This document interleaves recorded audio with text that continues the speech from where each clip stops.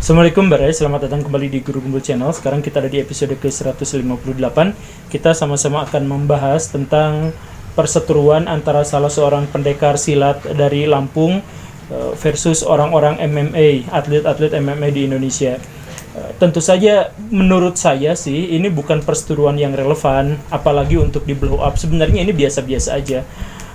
Dan kenapa saya harus ngomong ini? Karena saya juga punya latar belakang silat yang memadai dan saya juga pernah menjadi pelatih MMA.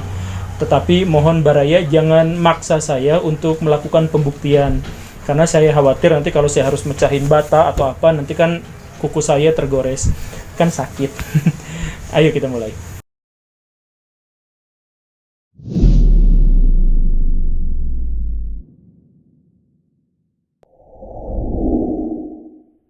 Beberapa tahun yang lalu, Cina diguncangkan oleh kemunculan seorang atlet bela diri campuran amatir namanya Su Xiaodong. Dia awalnya katanya sakit hati karena melihat orang-orang master kungfu itu meremehkan MMA. Maka dia tantangin satu demi satu master-master itu. Ternyata dalam sebuah pertandingan dan kemudian dilanjutkan dengan pertandingan-pertandingan selanjutnya, master-master kungfu itu yang katanya sebelumnya melakukan atraksi, bisa melakukan telekinesis, mengendalikan gerakan orang dan lain sebagainya, ternyata terbukti palsu. Di setiap pertandingan itu kalah.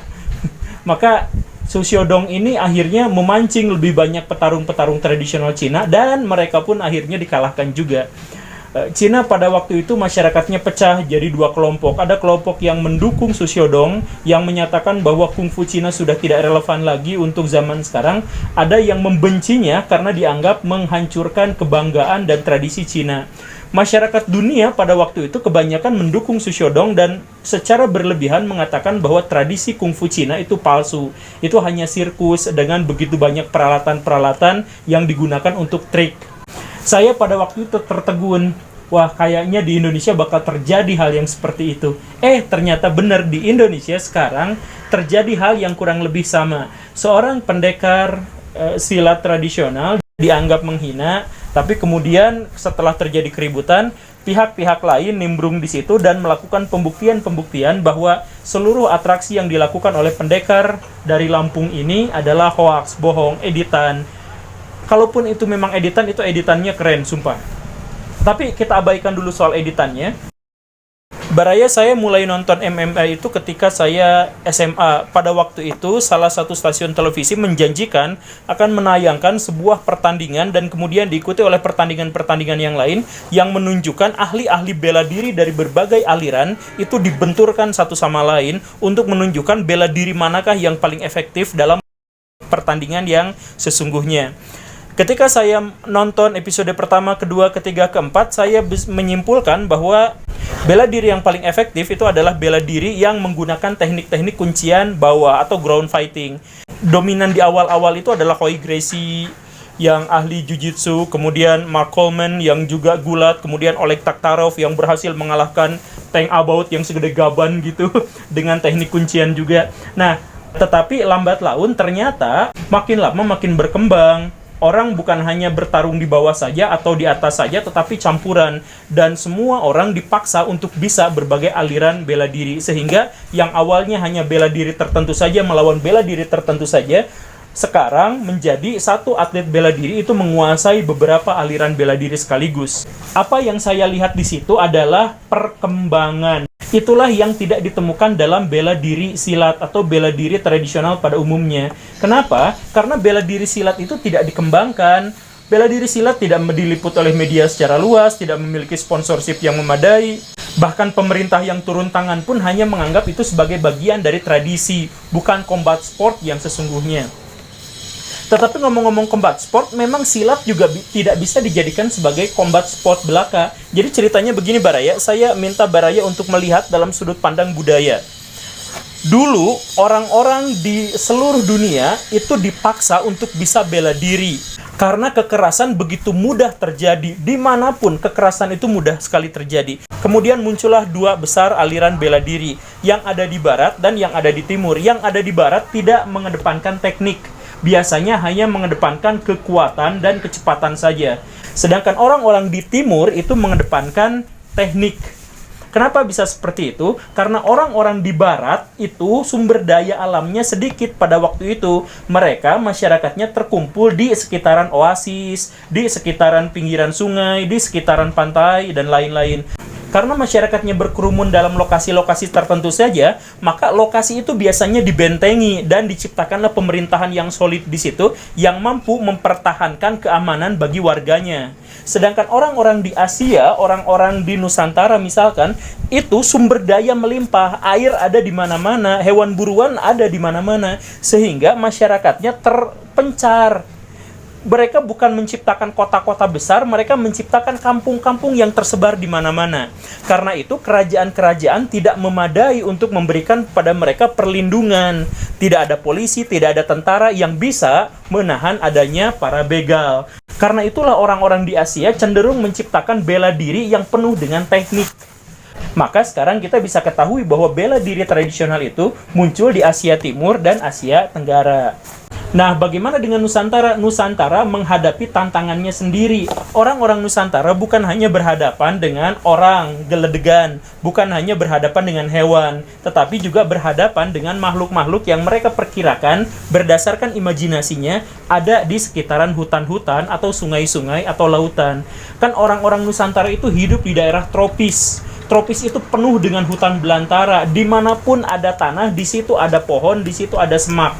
Maka ketika malam hari datang, di kegelapan malam atau di rimbunnya pepohonan, itu muncul mata-mata yang menyala dan orang-orang tidak tahu. Maka orang mengimajinasikan bahwa itu adalah makhluk gaib, penguasa ini, penguasa itu, dan sebagainya. Maka orang-orang Nusantara bereaksi bukan hanya dengan memunculkan aliran bela diri yang dipersiapkan untuk menghadapi manusia, tetapi juga menghadapi alam gaib. Dan karena itulah silat yang akhirnya muncul itu bukan sekedar combat sport, bukan hanya berantem, tetapi juga ilmu kanuragan, bukan hanya menggunakan pedang, tetapi pedang itu memiliki kekuatan magis. Maka kalau sekarang silat ditandingkan dengan MMA itu sebenarnya tidak adil. Kenapa tidak adil? Begini ceritanya Baraya.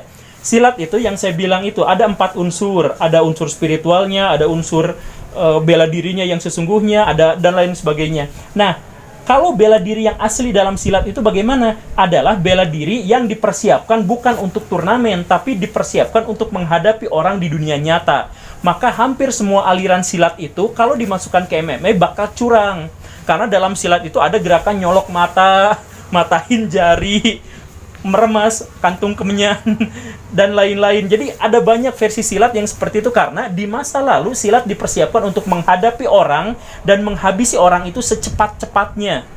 Termasuk juga orang-orang silat semuanya pasti memiliki bela diri aliran yang menggunakan senjata tajam, karena ya memang mereka harus menghabisi secepat-cepatnya musuh karena di dunia nyata pertarungannya. Dan senjata itu pun karena dipercaya terkait dengan ritual dan spiritual itu punya kekuatan gaibnya. Baraya bisa anggap ini bohong atau benar, tapi saya akan ceritakan beberapa kasus dalam sejarah, silahkan Baraya nilai sendiri. 18 Oktober 1948, pada waktu itu terjadi peperangan antara PKI Madiun yang digembongi oleh Musso berhadapan dengan batalion Kala Hitam dari divisi Siliwangi. Sempat suatu kali ada kejadian yang unik. Di Blora, ada seorang PKI yang ditembak, tapi gak kena-kena. Ini bingung, tapi orangnya akhirnya ditangkap. Setelah ditangkap, mau dieksekusi di alun-alun. Regu tembak sudah siap. Tapi si komandannya yang kesel, udahlah nggak usah pakai regu tembak, saya aja yang nembak. Ceder! Dari jarak sekitar 30 meter. Orangnya kena, kepalanya, keningnya sampai terpental, nguing gitu. Dan ngebul, tapi tidak berdarah. Orangnya malah senyum. Jadi ditembak, keningnya ngebul, orangnya tersenyum. Semuanya heran ini. Kok gitu? Ini naik pitam ini yang komandannya yang kesal ya. Maju jarak dekat, ceklek, tembak dari jarak dekat sekitar 5-8 meter. Ceklik. Harusnya kan jedor gitu ya, keren. Ini mah jadi lucu. Ceklik. Ceklik, ceklik. Padahal pelurunya ada, semuanya berfungsi, tapi pas bagian nembak gak bunyi, gak keluar pelurunya. Kok bisa gini? Pistol, pinjem pistol yang lain, tembak lagi, klik lagi. Klik, klik, klik. Jadi lucu, tembakannya klik-klik. Dia pinjem berkali-kali pistol yang lain, tetapi ditembakin gagal lagi.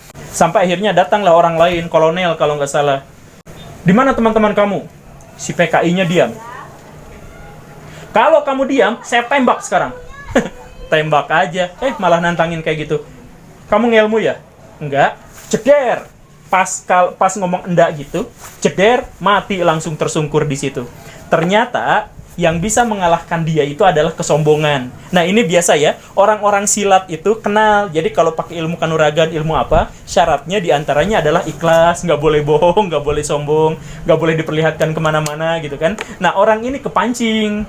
Cerita kedua diceritakan oleh Pak Kemal Idris yang kejadiannya di Pati. Suatu kali dia di tahun yang sama, tahun 48, dia nangkap orang PKI. Dan di situ si PKI itu diadili singkat. Kemudian kata hakim, orang ini terbukti PKI, hukum mati. Dia pemberontak. Oke, dihukum mati. Dia diikat di sebuah tiang di alun-alun kota. Kemudian regu tembak, 6 orang nembak, ceder semuanya. Kena, berdarah, orangnya bolong-bolong, tapi ketawa. Salah satu lubang itu ada di keningnya, itu darahnya ngucur, dan dihirup lagi sama dia, diminum lagi darahnya. Sambil ketawa-ketawa, dan gak lama pulih lagi itu si batok kepalanya itu. Kan kaget, ini bingung. Akhirnya tembak lagi, ceder lagi, sama regu tembak yang sama. Tetap kondisinya sama, bolong-bolong, tetapi dia baik-baik saja. Kejadian ini disaksikan oleh ratusan orang, termasuk Kolonel Stewart dari Australia. Kan pada waktu itu sedang ditinjau sama KTN Indonesia itu. Nah, itu Kolonel Stewart juga geleng-geleng kepala, mana mungkin ada orang kayak gitu. Dan akhirnya dicobailah segala jenis senjata, dari jarak dekat, jarak jauh, ditembakin, ceder, baik-baik aja. Termasuk juga penggunaan senjata tajam juga dia baik-baik saja. Sampai akhirnya si Kolonel Stewart atau siapa gitu mengusulkan pakai senapan otomatis. Beneran senapan otomatis pakai. Orangnya tetap ketawa-ketawa juga. Sampai muncullah pada waktu itu Letnan Ahmad namanya. Datang, diinterogasi si orang ini. Kamu ngelmu ya? Enggak, katanya. Si Letnan Ahmad ngeluarin salah satu peluru dari magazinnya, dijatuhin, dikuyek-kuyek ke tanah, ke dasar tanah gitu, kasih mantra-mantra sedikit, masukin lagi, jeder, sekali tembak mati tuh orangnya. Ada yang kayak gitu, itu silat macam apa yang kayak gitu, dan anggaplah itu mungkin orang zaman sekarang anggapnya palsu, cerita bohong, dan lain-lain. Tetapi orang yang menceritakan ini adalah orang yang dianggap terpercaya. Cerita yang kurang lebih sama juga terjadi di Pacitan. Jadi ada seorang lurah, PKI, ditangkap, ditembak, gak mati-mati, bingung kan gimana matiinnya. Sampai datanglah orang tua, Pak, orang ini warok. Tahu ya, baraya warok? Ada ajiannya disimpan di kolor gitu. Akhirnya si tentara itu, baraya bayangin ya, agak jijik pasti, ngambil dari kolornya, ternyata memang di situ ada jimat. Di bagian situnya, ambil jimat, dilemparkan, tembak sekali lagi di dadanya, langsung mati saat itu juga. Ya, saya nggak tahu ini bohong atau tidak, tetapi yang jelas penceritanya, pewartanya adalah orang-orang yang bisa dipercaya. Saya mempersilakan aja baraya mau percaya atau tidak, tapi kenyataannya tradisi silat itu memang dilingkupi oleh cerita-cerita semacam ini. Bukan hanya combat sport yang berhadapan satu lawan satu dengan kepalan tangan dan tendangan kaki, tetapi kadang-kadang juga dihiasi dengan bumbu-bumbu orang bisa menghilang, orang kebal terhadap peluru, kebal terhadap tembakan, dan lain sebagainya. Soekarno, Sudirman, bahkan Soeharto itu adalah orang-orang yang dikenal memiliki kemampuan untuk bertahan dari rangkaian tembakan musuh. Nah, sekarang bagaimana seandainya silat dibenturkan dengan MMA? Pertama, saya bilang itu mustahil karena itu beda jenis. Silat itu dihadapkan pada pertarungan di dunia nyata dan itu harus menghabisi orang dengan cara selicik apapun, boleh gitu. Kayak ninjitsu lah kurang lebih, karena itu pertarungan langsung. Dan alasan yang kedua kenapa tidak bisa dibenturkan, karena MMA itu bukan ilmu bela diri. MMA itu adalah gabungan dari banyak ilmu bela diri. Misalkan di Indonesia kita populer sekali nama Habib Nurmagomedov, Habib Nur Muhammad ya. Dia aliran bela diri aslinya adalah Sambo, asli tradisi Rusia. Kemudian ketika dia pindah ke Amerika Serikat, gabung ke UFC maksudnya dia masuk gabung sama AK, perguruan kickboxing. Maka dia menguasai kickboxing yang tradisional Amerika Serikat dan sambo yang tradisional Rusia. Jadi sebenarnya MMA itu latar belakangnya tradisional juga. Atau misalkan teman Khabib yang juga populer, Zabit Magomedsharipov. Dia lengkap sekali bela dirinya dari mulai gulat, kungfu, taekwondo, macam-macam, semuanya dia kuasai. Atlet MMA yang saya kenal yang bukan berdasar dari ilmu bela diri tertentu, itu saya cuma kenal Tank About, Kimbo Slice gitu ya. Tetapi kan mereka juga prestasinya biasa-biasa aja. Yang maju itu GSP misalkan, itu kan karate, Lyoto Machida juga karate, Thompson juga karate, kemudian Mark Hunt, kickboxing, ada yang dari silat, ada Cek Kongo. Tapi itu juga sering licik. Nah, disinilah silat itu memang mungkin kalau masuk ke MMA jadi sering licik karena memang banyak gerakan-gerakan yang untuk menghabisi lawan dengan cepat atau membuat rasa sakit luar biasa pada lawan dengan sangat cepat. Nah, makanya daripada dibenturkan antara MMA dan silat, mana yang lebih baik, mana yang lebih keren dan lain-lain, mendingan silatnya dikembangkan menjadi lebih baik lagi. Dan silat bisa saja menyerap MMA karena pendekar yang dari Lampung saya lihat juga teknik-tekniknya banyak yang merupakan campuran dari bela diri yang lain. Pukulannya, gerakan pukulannya itu saya lihat itu juga bela diri yang lain. Jadi kalau saya boleh memohon sih, Baraya mendingan kembangkan silatnya, kembangkan MMA-nya tanpa mendukung salah satu pihak dan ribut-ributan di situ. Kan Baraya setuju di mana-mana kita kampanyekan jangan bully ini, jangan bully itu. Ya, sekarang kan orang-orang Indonesia tuh mudah ngebully orang lain. Ya itu kan anggap ya, itu si pendekar itu udah ketahuan bohongnya. Ya udah nggak usah dibully lagi, nggak usah minta klarifikasi lagi. Orang udah ceritanya seperti itu gitu. Kan kasihan juga. Ingat sekali lagi nggak usah bully lah. Oke, Baraya, itu saja. Semoga video ini bermanfaat. Terima kasih karena sudah menyaksikan. Simak video yang lain. Subscribe buat yang belum. Saya Guru Gembul. Assalamualaikum warahmatullahi wabarakatuh.